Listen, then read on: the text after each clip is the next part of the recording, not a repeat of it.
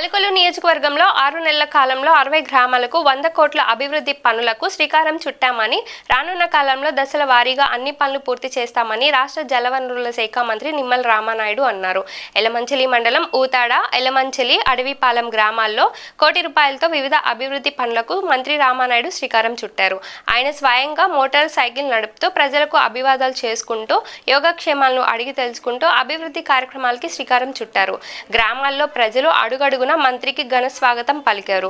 ఈ సందర్భంగా మంత్రి రామానాయుడు మాట్లాడుతూ ఏటుగట్టు ప్రతిష్టతకు శాశ్వత చర్యలు తీసుకొని ఈ ప్రాంత ప్రజలను ముంపు నుండి కాపాడుతామని, ఎవరు ఆందోళన చెందవలసిన పని లేదు అన్నారు. గతంలో ప్రభుత్వంలో పంచాయతీలకు కేంద్ర ఆర్థిక సంఘం ఇచ్చిన నిధులతో పాటు పంచాయతీల సొమ్మును కూడా దారి మళ్లించి పంచాయతీ వ్యవస్థను నిర్వీర్యం చేశారని అన్నారు.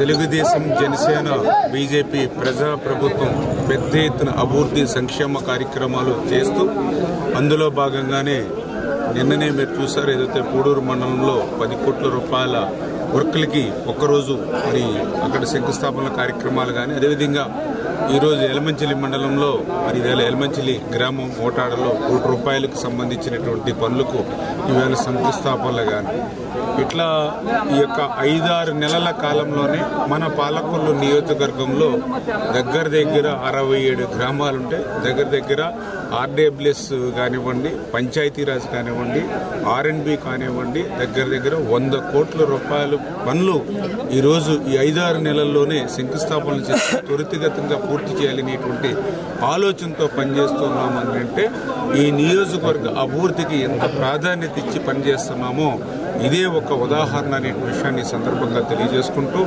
మరి ఏదైతే ఈవేళ మనం చూస్తున్నాం ఎలమంచిలి గోదావరి ఒడ్డునున్నాం.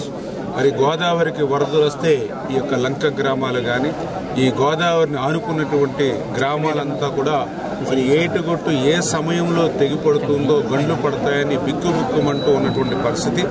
వరదలు వచ్చినప్పుడు గత ప్రభుత్వంలో మరి ఒక్క అధికారి కానీ, గత ప్రభుత్వంలో ఒక్క మంత్రి కానీ తొంగి చూడనటువంటి స్థితిలో మరి ఇక్కడ ఉన్నటువంటి ప్రజలే, ప్రత్యేకించి యువత అర్ధరాత్రి సైతం వాళ్లే సంచులు తెచ్చుకుని, వాళ్లే ట్రాక్టర్లతో మట్టి తోలుకుని మరి శ్రమదానం చేసి రాత్రులు నిద్ర లేకుండా ఏటుగట్టును కాపాడుకునేటువంటి పరిస్థితి కూడా మనందరం కూడా చూసాం. అటువంటి స్థితి నుంచి మళ్ళీ రేపు ఈ లంక గ్రామ ప్రజలకు కానీ, పరిసర ప్రాంతాలకు కానీ మళ్ళీ రక్షణ ఉండాలనేటువంటి ఆలోచనతో మరి ఇరిగేషన్ డిపార్ట్మెంట్ నుంచి కూడా మరి ఏదైతే కంచు స్తంభం పాలెం నుంచి మరి దొడ్డుపట్ల, అదేవిధంగా అబ్రేజీ పాలెం నుంచి మళ్ళీ ఎలమంచిలి వరకు కూడా ఏటుగట్టు స్ట్రెంగ్తన్ చేయడానికి కూడా నిధులు కూడా మనం పెట్టడం జరిగింది. మరి అవి కూడా తొందరలోనే మరి అవి కూడా శాంక్షన్ చేసి ఆ ఏటుగట్టు పటిష్టతకు పనిచేసేటువంటి ప్రభుత్వంగా ఆ పనులు కూడా పూర్తి చేస్తామని కూడా మీ ద్వారా కూడా హామీ ఇస్తూ, అదేవిధంగా ఈరోజు మేము ఈ గ్రామం ఇచ్చేసినప్పుడు మరి ప్రజలందరూ కూడా చెప్తూ ఉన్నారు, మాకేదో పనికిరానిటువంటి సెంటు పట్టాలు ఇచ్చారు, మరి కనీసం అక్కడ ఇల్లు కట్టుకునేటువంటి పరిస్థితి లేదు, అక్కడికి మేము వెళ్ళే దారి లేదు, దిక్కు లేదు మాకు అని చెప్తున్నటువంటి పరిస్థితి. మొన్న కూడా నేను మరి పూలపల్లి ఇట్లాంటి కొన్ని గ్రామాలు వెళ్ళినప్పుడు వాళ్ళు కూడా చెప్పారు, ఏదైతే పనికిరానిటువంటి సెంటు పట్టాను మాకు ఎక్కడ కాజు గొప్పులో ఇచ్చారో మరి అక్కడ కూడా మాకు వెళ్ళేటువంటి పరిస్థితి లేదని.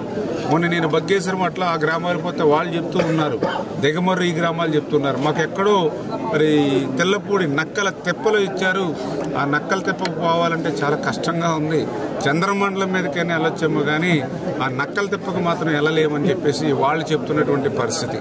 అంటే ఇళ్ల స్థలాల పేరు చెప్పి మరి పేదలకు జరిగింది గోరంతా, వైసీపీ నాయకులకు జరిగింది కొండంత. అంటే వాళ్ళ జేబులు నింపుకోవడానికి ఇష్టానుసారంగా ముంపు ప్రాంతాలని, పల్లపు ప్రాంతాలని, శ్మశానాలను ఆనుకుని ఎవ్వరూ కొనుగోలు చేయనిటువంటివన్నీ కూడా వీళ్ళు మరి కమిషన్ కోసం, జేబుల కోసం కొనుక్కుని అవి పేదలకు పనిచేస్తారు. ఈవేళ పేదలకి అక్కడికి వెళ్ళడానికి లేదు, ఆ భూమి నిరుపయోగంగా ఉపయోగించుకోవడానికి వీలు లేకుండా ఉన్నటువంటి పరిస్థితి. మళ్ళీ ఆ పేదవాడికి పోని మనం ఎక్కడైనా పట్టా ఇద్దామని అంటే ఆల్రెడీ వాళ్ళకి పట్టా ఇచ్చేసినట్టుగా రికార్డులో చూపించి, అంటే ఏ రకంగా చూసినా కూడా ఆ పేదవాడు నష్టపోయినటువంటి పరిస్థితి. అంటే జగన్మోహన్ రెడ్డి గారికి ఏమో తాడేపల్లిలో ఒక ప్యాలెస్, బెంగళూరులో ఒక పాలరాతి ప్యాలెస్, మరి అక్కడ హైదరాబాద్లో ఒక లోటస్ పండు, ఇడిపల్లిపాయలో ఒక ప్యాలెస్, ఇది కాకుండా విశాఖపట్నంలో మరి ఏదైతే రుషికొండని బోడిగుండు చేసి అక్కడ ఒక ప్యాలెస్, అంటే ఆయనకు మాత్రం ప్యాలెస్లు ఉండాలి, ఆయనకు మాత్రం విలాసమైన భవనాలు ఉండాలి, పేదవాడికి మాత్రం పనికిరానిటువంటి సెంటు ముంపు పట్ట ఇచ్చి ఇదే నీ కర్మ అనేటువంటి విధంగా మరి గత పాలనలో మనందరం కూడా చూసినటువంటి పరిస్థితి దుస్థితి.